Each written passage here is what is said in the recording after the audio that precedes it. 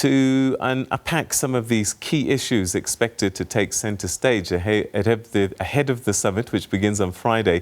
We're now joined via Zoom by Deputy Director General of Global Governance and Continental Agenda for South Africa, Ambassador Mxolisi Nkosi. Thanks so much indeed for joining us, Ambassador. Welcome to the programme. Thanks very much for having me, Peter. Good evening, and good evening to the viewers. All right, so this midterm summit is happening very close to the summit scheduled for February. So will it be different in tone, given that it's so late in the year and so close to the next one?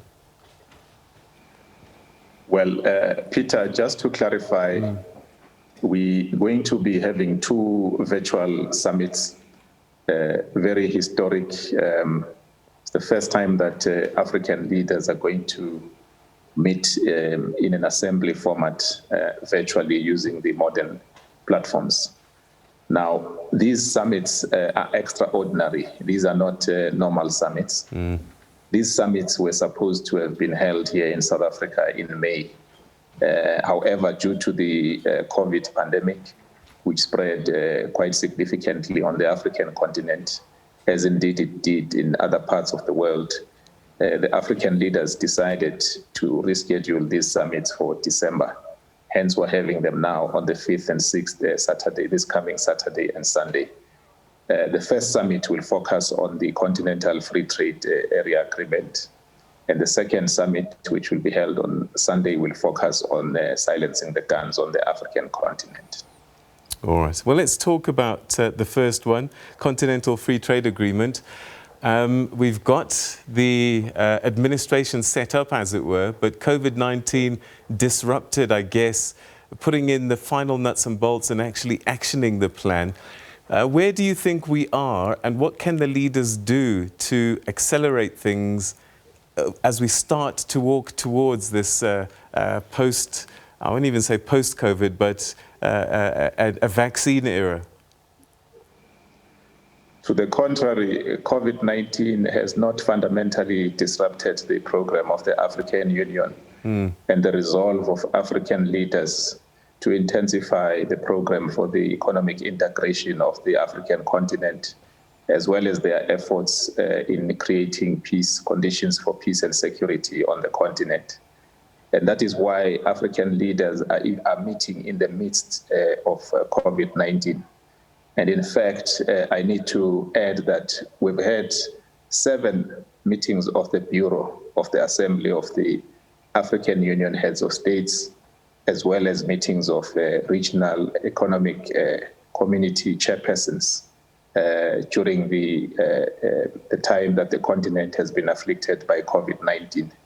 Which is a clear indication of the determination of African leaders to defeat this pandemic, and indeed to ensure that we are coordinated in implementing measures to mitigate the socio-economic impact of COVID-19.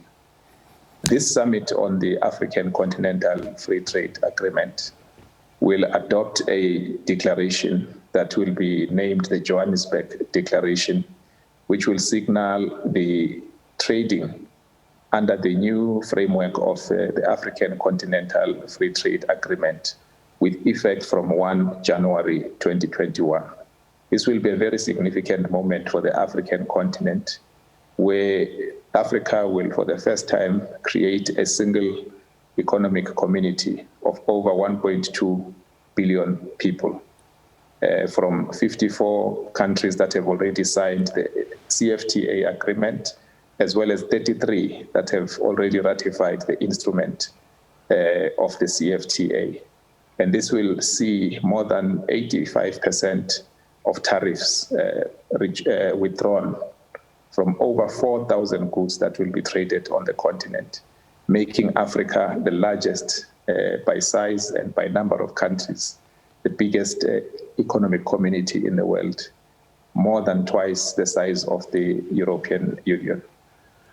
All right, so when will Peter Ndoro, as an individual, start to experience this Continental Free Trade Agreement fully? I start a little business now. How can I start to experience it? When? Have we got timelines after the signatures, this declaration at the weekend? The first phase for the implementation is from 1 January 2021. And from then on, as an enterprise, as a businessman, as a business person, you can start trading your goods on the continent. The agreed tariff schedules, you can start trading on those goods, which is over 4,000 tariff lines. You can start trading without attracting any duties from those countries that have signed and ratified the CFTA, which are 33 in number for now. 3 more are in the process of finalizing their parliamentary process. And I believe that by the end of the year, they should have done so. So we'll have a total of 36 countries that will be trading without charging or imposing any duties on any of the goods that are agreed. All right. I mean, this sounds very exciting and a great initiative, especially as we try and build the economies of our countries across the continent. But I suppose also what's required is the right environment on the continent, and part of that is silencing the guns. We're going to miss our goal, aren't we, of silencing the guns by 2020? We've made significant progress in realizing the aspiration of silencing the guns, Peter. As you know, we've ensured that there's peace now in the Central African Republic. There is peace now in South Sudan with the signing of the revitalized agreement between the government of South Sudan under President Salva Kiir, as well as Riek Machar, the leader of the opposition. They now have a government of national unity. So there's peace in South Sudan.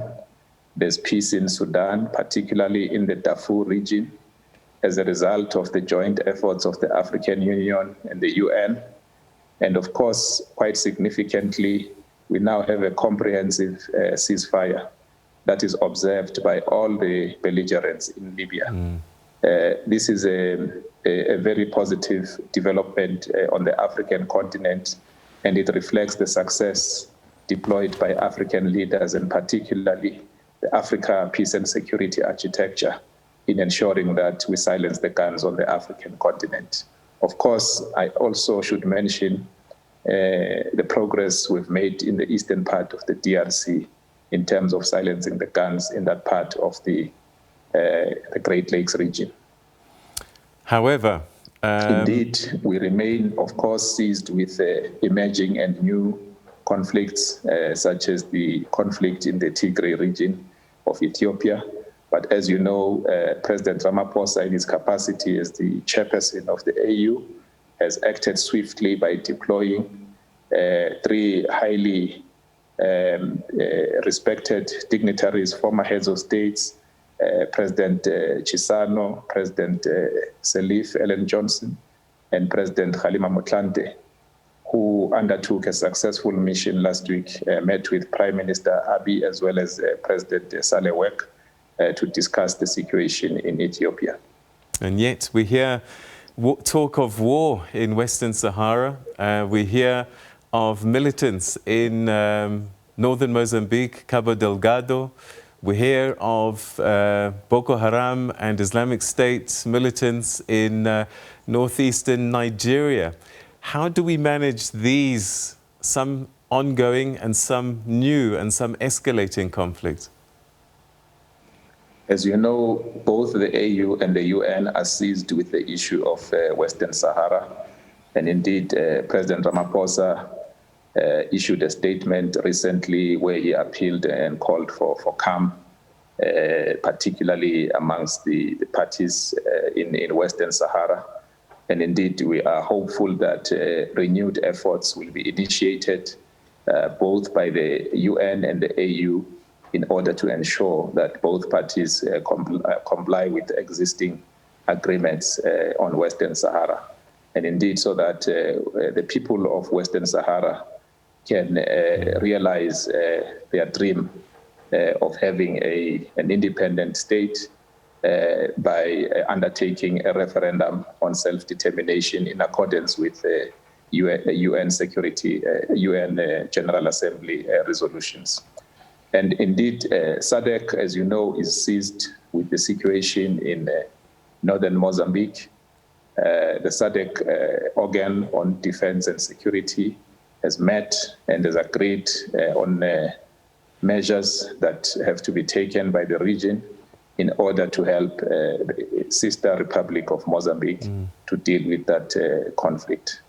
As you know, the government of Nigeria is seized with the situation of Boko Haram in northern Nigeria. And indeed, we are confident that the efforts deployed by the government of Nigeria will indeed result in peace in that part of the country. All right, so we've had a huge number of elections taking place on the continent and some still to play out. And one of the concerns that citizens across the continent continue to cry out is the fairness or otherwise of some of these elections, and that the African Union doesn't help them to resolve some of these issues. And we also see authoritarian rule in terms of police being deployed, army being deployed, sometimes killing its own citizens in part of the continent. This, I would put to you, is also part of the story of silencing the guns when authorities are pointing them at their own citizens. Peter, the transition to democratization is not an easy one. It's definitely not a perfect one. But I think we should commend the strides that many of the countries are making in terms of applying the principle of the African Union on governance, the African Governance Architecture, AGA, which calls for the political transitions to be through the ballot rather than through the barrel of the gun. And I think we've had quite a number of elections taking place on the continent, imperfect as these elections may have been, but to a great extent, they reflect the will of the people. We deployed in these elections election observers, both by regional economic communities as well as by the African Union. And indeed, the legislative frameworks in these countries make provision for appeals process, which are adjudicated by eminently qualified jurists who determine whether these elections do indeed reflect the will of the people or not, or whether there was any wrongdoing.